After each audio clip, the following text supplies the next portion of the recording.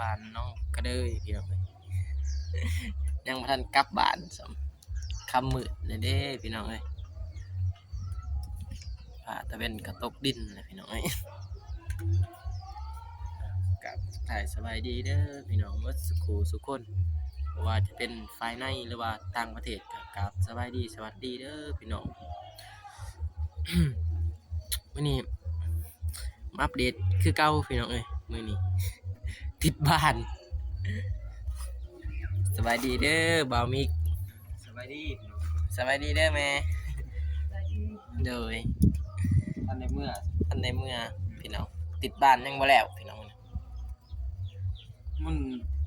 บรมประตูมากครับ มันบ่ลมพี่น้องมันขับ ก็เลยได้ด้นแน่พี่น้องนี่เนาะบ่าวมิก โดย ติดบ้านแล้วนี่แหละสิได้ออกเมื่อพี่น้องเอ้ยค่ำมืดแล้ว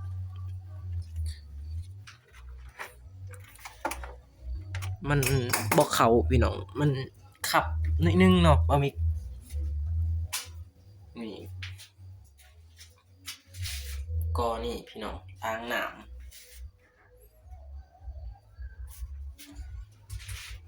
ก็ติดบ้าน มันขับพี่น้องเอ้ยมันก็เลยได้สาแหน่หน่อยนึงบ่มันก็แล้วพี่น้องติดบ้านแล้วก็แล้วเสร็จสมบูรณ์พี่น้องเอ้ยแต่เป็นกะคำอย่าง2บ้านนี่แหละติด2บ้านแล้วนี่ก็ได้ออกเมื่อน้องบ่มี โดยบ่ได้ยินเนาะมันยังมีมันนี่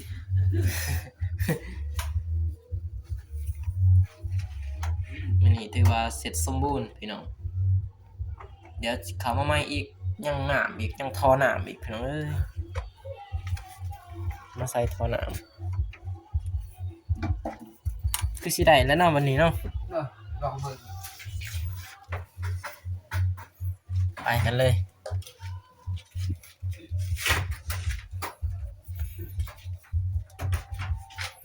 สุดท้ายเอาเกิร์ฟห้องวะจับบ่ได้อีกคนเดียวเนาะ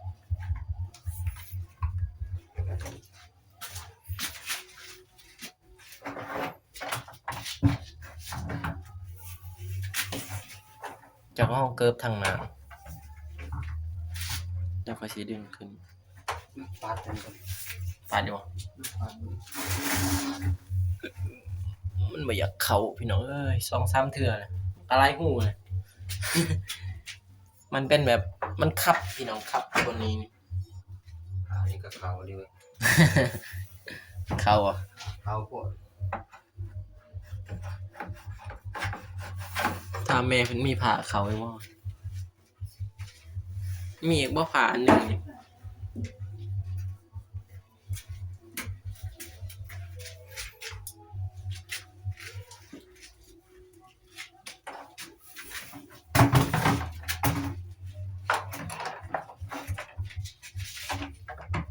ขนอนประตูหนักเนาะ ย่อขึ้นไหม เดี๋ยวบิดแห้งหลายไปแห้งสุดไปแห้งบ่จะจับตัวนั้นเลยเนาะ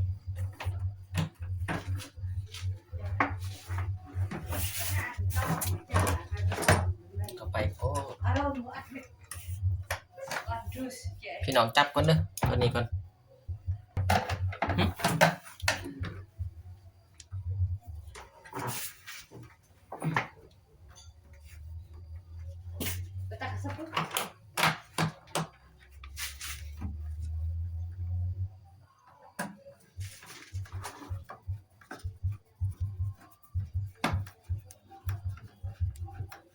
หึบ่มีเท่าสู้พี่น้องเพื่อ FC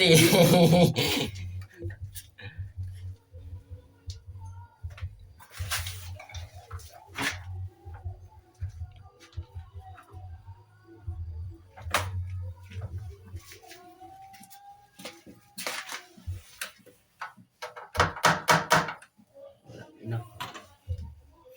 ลองหันเบิ่งอีก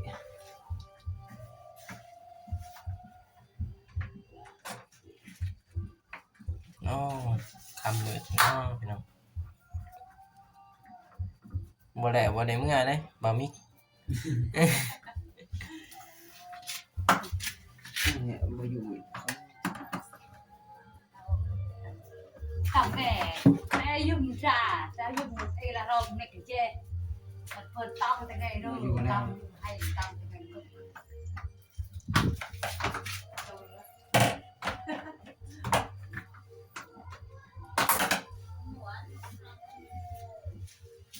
khi chụp phải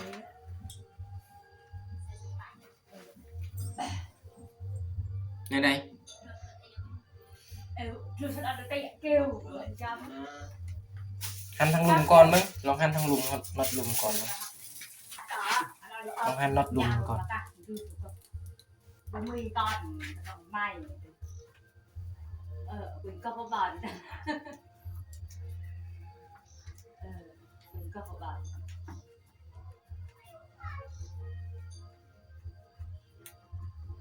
ได้บ่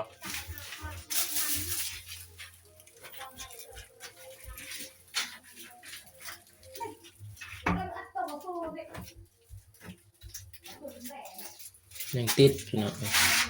ติดทั้งลุม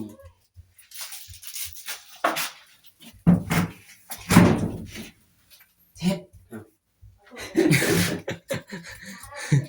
ก็เป็นออกบ่มิเอ้าข้างตัวเองวันนี้พี่น้องเอ้ย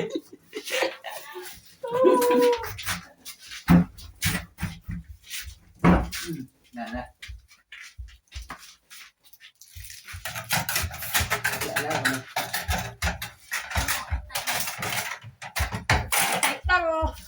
ได้ป่ะโอเคคือว่าได้เสร็จสมบูรณ์พี่น้อง độ là mà là rồng độ có thời nhà rồng cỡ rồng hoài ทางบ่มิเพิ่น chợ và các sinh nhật rồi cấp tay ใส่เลย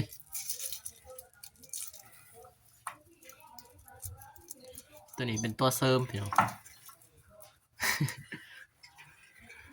กันหนาวบ่มิก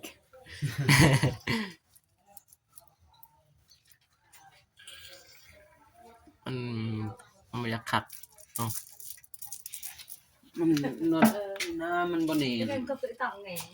มันคันใหม่เนาะคักอยู่ nên có tự nghe được có tự gọi của trả อยู่ cho tôi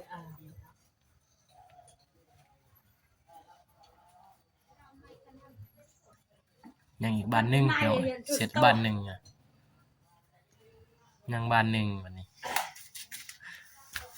เป็นแม่พี่น้องเอ้ย จนค่ำจนมืด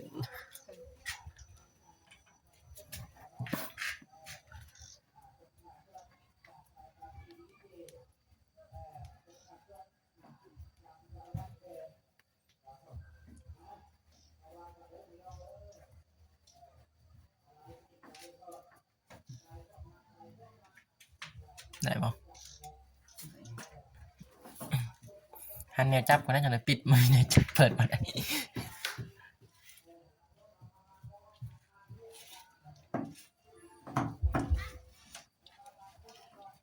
hết rồi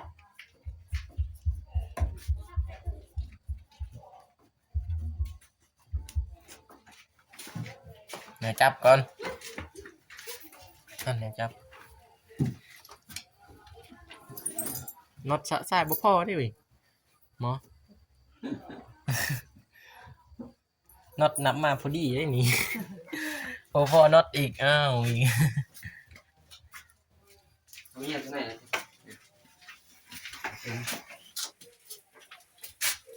ใส่แล้วจับพี่น้องวันนี้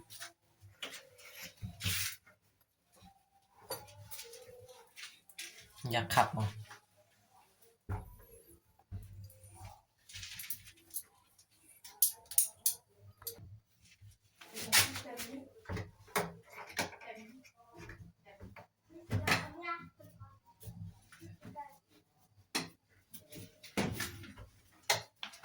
ว่าตัวนี้2 อันเนี่ยจับตัวนั้นอันหนึ่งเนาะ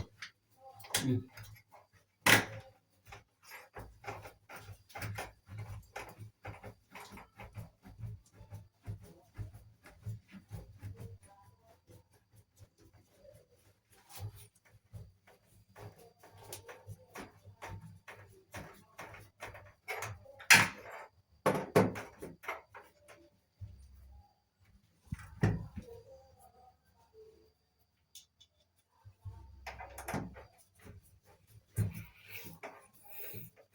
ถือว่าคำเติบพี่น้องจนเอาโทรศัพท์เงี่ยงพี่น้องเลยคำมืดเลยพี่น้องลุยเลยให้มันเสร็จสมบูรณ์พี่น้อง มื้ออื่นก็เปิดใช้งานได้เลยเด้อนี่เนาะบ่มี ต้มใส่หนามมัน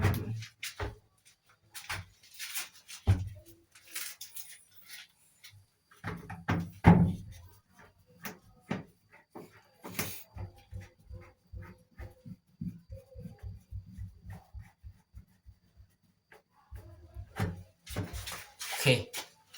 เสร็จสมบูรณ์บ้านหนึงพี่น้อง ที่ตื่นปะ ใบบ้านนี้อีกพี่น้องเอ้ย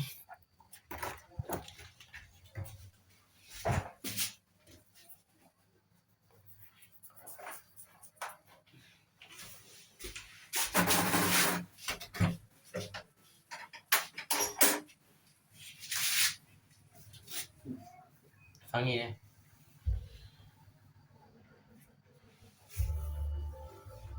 โอ้ย คือก็จะหัน ใส่ฟังนี้เลยถือฟังนี้เลย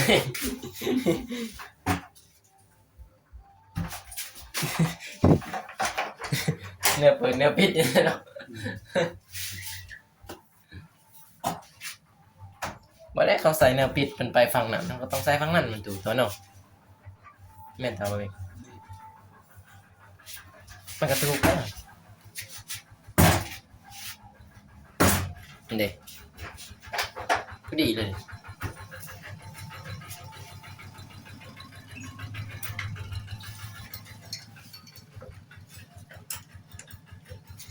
เบิ่งนี่นะ คือ เบิ่งได้ซะ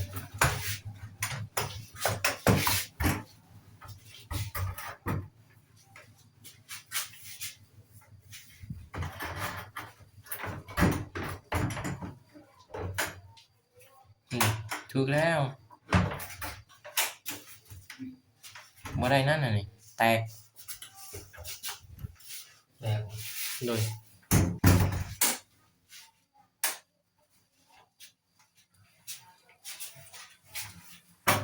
ครับเด้อ ถึกที่เนาะอันนี้เนาะ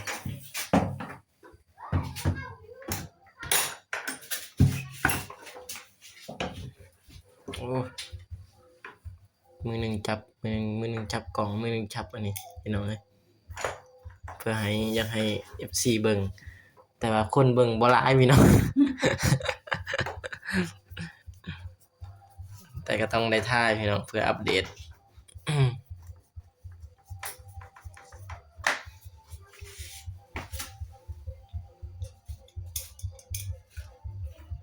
อย่างนั้นมันเป็นมัน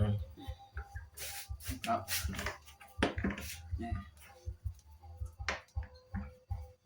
โอ้ตัวใหญ่ หึ มันถึงเลยเนี่ย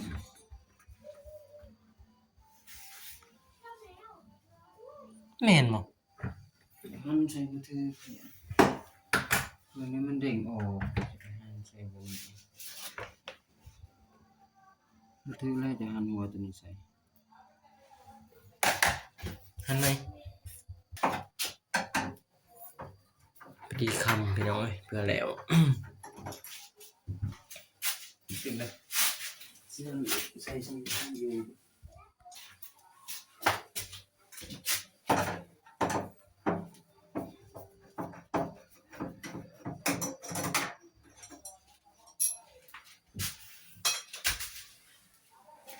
เอาเลย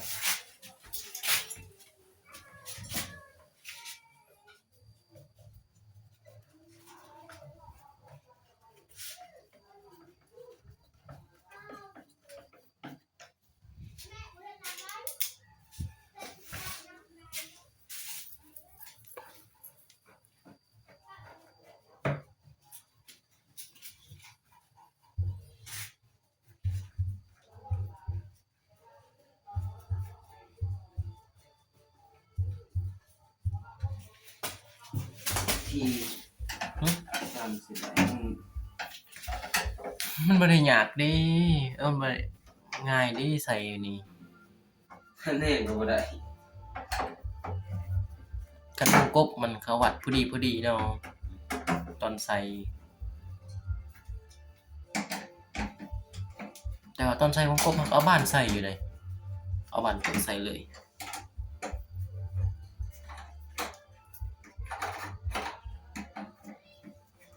เอาออกอีกพี่น้องเอ้ยเพราะว่ามันไปล็อกเบื้องนอกเนาะ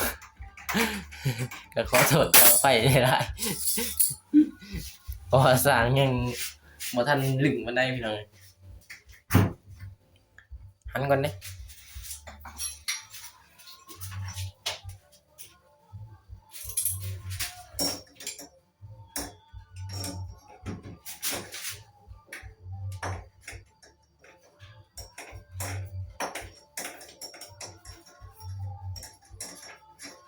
คลิปนี้อาจสิยาวแน่พี่น้องเพราะว่ามันใส่ประตูล้นเนาะ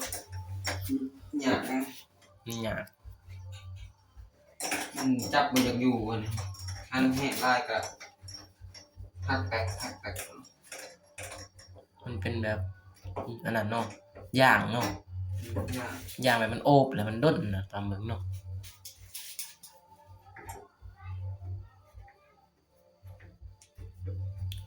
วันนั้นบ่บ่ติดบ่ฮะบ่ติดบ่ ติดดอกสิมีจำลีเนาะ มาได้เผื่อปิดนี่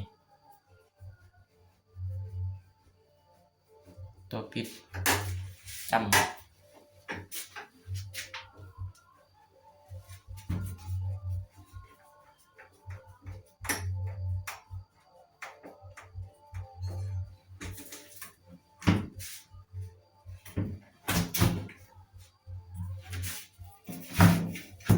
โอเคพี่น้องบ้านที่สองครับได้เสร็จสมบูรณ์พี่น้องถือว่าด้นเติบพี่น้อง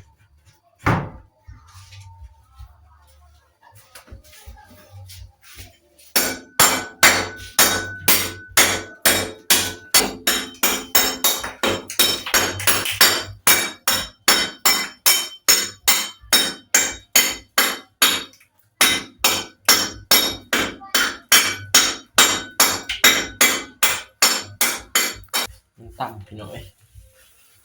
แล้วอะไรวะ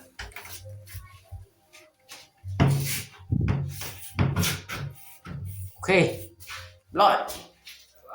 ได้เลยโอเคแต่ว่าสวยงามเลยพี่น้อง แห้งมันบ่ดีเลย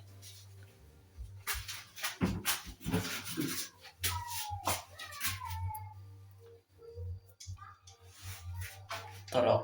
บ้านนี้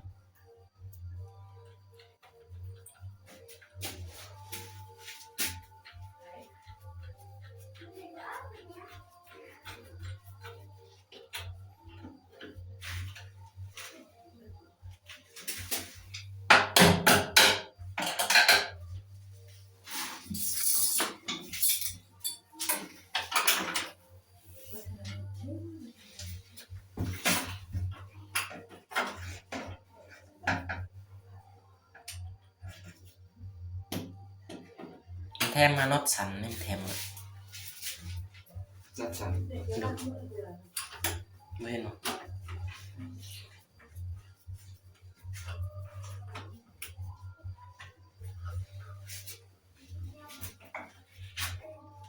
ไหนอยู่อันนี้พอดีคำพี่น้องเอ้ยเอาน็อตยาวเลยก็ได้พ่อเนาะพ่อ ยังเบิ่งหัน ตัวนี้หันใส่อันนี้มัน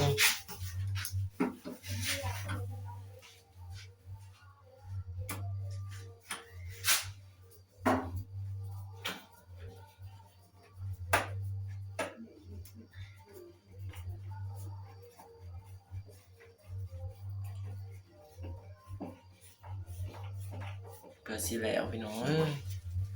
เอาเขาหยากแน่พี่น้องกอมนยังมาทันเคยเนาะเอาอีกยังบ่ทันหลึงไปไหนเนาะประตูนี้ มันบ่อยากอยู่แล้วมันบ่ลึง มันบ่อยากอยู่ บ้านอันน็อตมันอยากอันนั้น คันใหม่เนาะพอดีเนาะ อันน็อตมันอยากน็อตอยากเสียเกี่ยวไว้ โดย หั่นแห้งได้ก็บ่ได้ ต้องค่อยๆหั่นพี่น้อง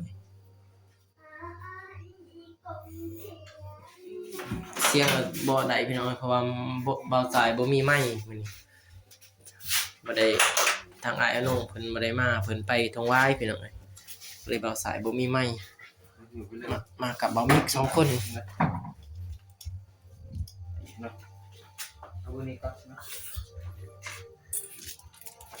สบายดี นี่น้องก็ได้บ่อยู่เนาะต้องโอ้เอาเบิ่งบ่ใส่ค่ะ เอายัง เอ๊ะตาเล็กเอาเราใส่ไปเลย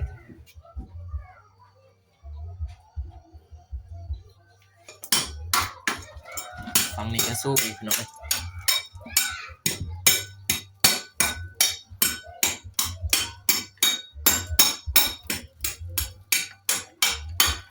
ต้องไปปรับแป้งพี่น้องใส่ประตูนะ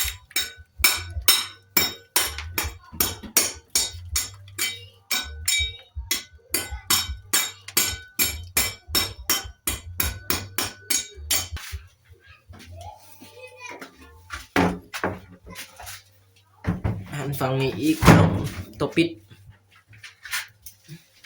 คืออยู่หลุมเนาะใครได้ใส่เนาะเอาเข้ามาได้ใส่ได้ ทำโพดนี่ก็แต่จะไปกลมเอาได้ เอาเข้าหัวนี่ เบาตูนลองวะ ยังบ่ฮู้คือกันนี่พอเข้ามาเขาก็บ่ได้เห็นบ่เห็นนะ แล้วก็มีก็กำลังมา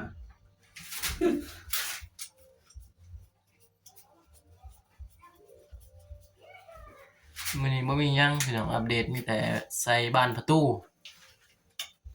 แล้วก็ ก่ออ่างน้ำพี่น้องเอ้ยอ่างน้ำแล้วก็เทกันเปื้อน เอาหันบ่ถือพี่น้องบ่ได้เหี่ยงให้บ่มิกเพิ่น อาจจะมันถือ มื้อนี้เป็นมื้อเสร็จสมบูรณ์เด้อพี่น้องมื้อนี้นี่มีแต่น้ำใส่ได้เลยแล้วบัดนี้เนาะบ่มิก เอาน้ำเขาเลยนะ น้ำเขาแล้วก็มีแต่ทายได้เลยบัดนี้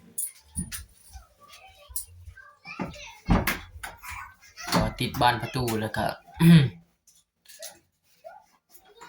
มีติดบ้านแล้วถือว่าเสร็จสมบูรณ์แล้วพี่น้องเอ้ยห้องน้ำน้องก็เดยเพิ่นก็สิได้เข้าห้องน้ำนะบัดนี้สิได้ทายน้องบ่าวมิกมาพอดีแล้วเลยวะ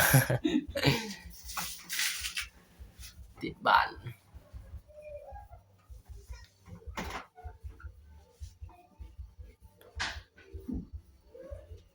น่าจนแล้วพี่น้องเลย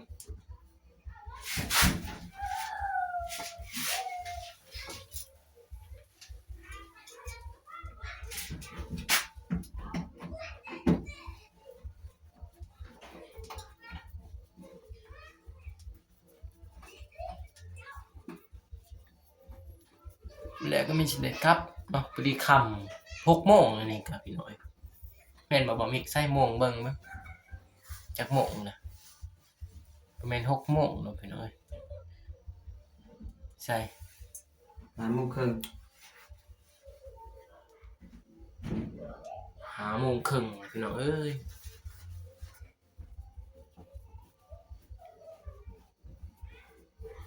พอดีแล้ว5 โมง6 โมงสิเข้าทุ่มหนึ่งเลย โอเค ปิดเรียบร้อยพี่น้อง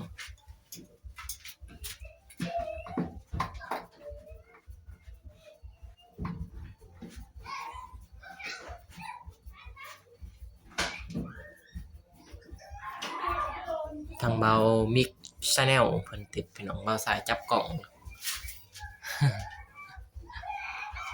คนขยันต้องมีรางวัลได้พี่น้องเอ้ย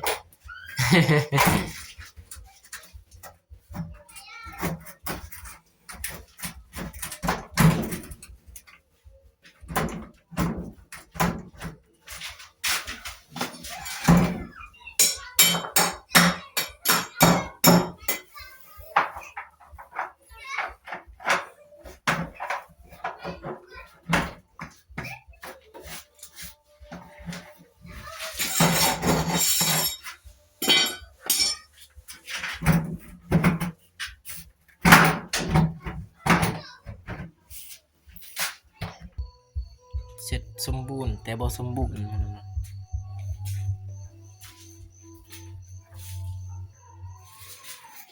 เรียบร้อยพี่น้อง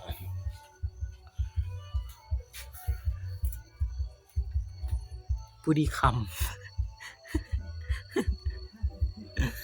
ผู้ดีคำเลยพี่น้องเอ้ย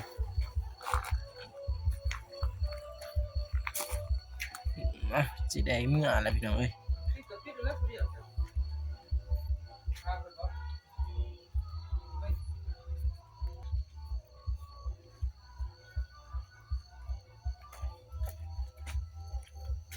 พี่น้องสิได้จบคลิปเพียงเท่านี้เด้อพี่น้อง อยากมันมืดแน่มัน เมื่อคำพี่น้อง สวัสดีเด้อพี่น้องจะได้เมื่อบ้านแล้วมื้อนี้จนค่ำพี่น้องเอ้ยมื้อนี้บ่มีก็บ่ทันถ่ายคลิปมื้อนี้พี่น้องเอ้ย ค